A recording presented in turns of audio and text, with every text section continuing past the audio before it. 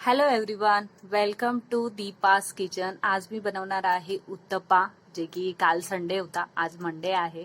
आणि कालचंच थोडंसं इडलीचं जे बॅटर आहे ते उरलेलं होतं, तर म्हटलं चला त्याचाच उत्तप्पा मी बनवून दाखवते. आणि मी बॅटरचा जो कसं बॅटर बनवायचं इडलीचं त्याचा पण मी अगोदर एक व्हिडिओ टाकलेला आहे, तो तुम्ही नक्की बघू शकता. आणि इथे जे इडलीचं बॅटर होतं ते मी फ्रीजमध्ये ठेवलं होतं, आणि जेव्हा झोपेतून उठले तेव्हाच मी त्याला बाहेर काढून ठेवलं, जेणेकरून ते नॉर्मल टेम्परेचरवर होईल. तर इथे मी काही व्हेजिटेबल्स घेतलेत, जसं की एक कांदा घेतलाय. कांदा तर 2 घेतले होते मी, पण 2 नाही लागले मला, एकच लागला. आणि टोमॅटो घेतलेत 2, शिमला मिरची 3 घेतलेत, एक कॅरेट, एक गाजर घेतलंय, आणि पत्तागोबी शिवाय तर उत्तप्पा बनणेच नाही. कारण की पत्तागोबी पहिले व्हेजिटेबल आहे उत्तप्पासाठी. तर इथे मी मस्त असं बारीक चॉप करून घेणार आहे सगळ्या व्हेजिटेबल्सला. तर कॅरेट जे आहे ते थोडंसं कडक होतं, तर याला चांगलं बारीक चॉप करून त्याच्यानंतरच मग मी जे चॉपर आहे त्याच्यामध्ये ऍड केलंय, जेणेकरून जे पाते आहे ते खराब न होण्यासाठी त्याला चांगलं बारीक चॉप करून घेतलंय. तर बघा, त्याला पण चांगलं असं मस्त बारीक करून घेतलंय. म्हणजे जास्त बारीक पण नाही केलंय, थोडंसं मीडियम ठेवलंय, म्हणजे थोडंसं जाडसर ठेवलंय. जास्त बारीक करसान तर ते डोसा बनल्यासारखं होईल, उत्तप्पा तर लागणार नाही. तर इथे मी शिमला मिरची पण मस्त अशी बारीक चॉप करून घेतलीये. तर माझा ब्रेकफास्ट होता, ब्रेकफास्टसाठीच मी बनवत होते.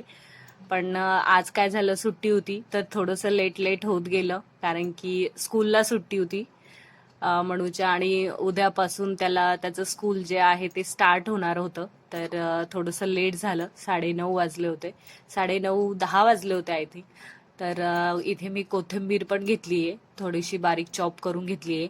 आणि याच्यामध्ये मी 2 मोठ्या साईजचे चम्मच आहे ते दही मी ऍड करणार आहे याच्यामध्ये. आणि दही पण मी घरीच बनवलंय, तर दह्याचा पण एक व्हिडिओ टाकलेला आहे मी मागे, तर तो पण तुम्ही बघू शकता. खूप छान दही बनतं आणि खूप थिक बनतं. आणि जे इडली बॅटर आहे ते पण मी आता व्हेजिटेबल मध्ये मस्तपैकी मिक्स करून घेतलंय. तर काय करायचंय ना, बॅटर आहे ना थोडं थोडं मिक्स करून घ्यायचंय, आणि अशा पद्धतीने मस्त असं बॅटर बनवायचंय. आणि जास्त थिक पण नाही, थोडंसं मीडियम मध्ये असं स्मूथ बनवायचंय. तर इथे मी तवा ठेवलाय, आणि ह्याच तव्यावर काय झालं होतं ना, काल मी भाकरी टाकल्या होत्या.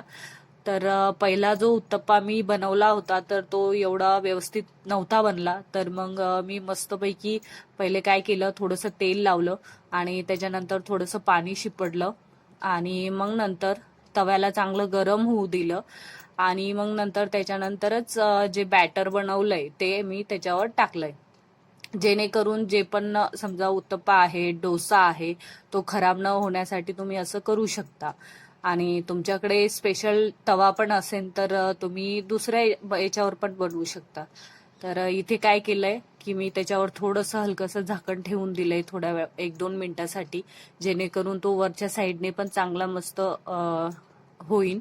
आणि तुमच्याकडे बटर अवेलेबल नसेल तर तुम्ही याच्यावर तूप किंवा तेल पण टाकू शकता, पण हलकंसं टाका, नाही टाकलं तरी चालेल, तर खूप छान लागतो बघा. तर बघा किती मस्त असं मस्त त्याला छोटे छोटे होल्स आलेत त्या उत्तप्याला. आणि बघा किती इझिली निघून गेला हा. पहिला मी टाकला, मला एवढं म्हणजे क्लिक नाही झालं की मी रात्री ह्याच्यावर भाकरी बनवलेल्या होत्या गड्या, तर माझा उत्तप्पा खराब होईल. तर पहिला तर खराबच झालाय, आणि दुसरा मी याच्यावर टाकला तर एकदम मस्त परफेक्ट बनलाय. तर तुम्ही नक्की असंच करा, जर का तुमच्याकडे एक्स्ट्रा तवा वगैरे नसेल तर तुम्ही असं करू शकता.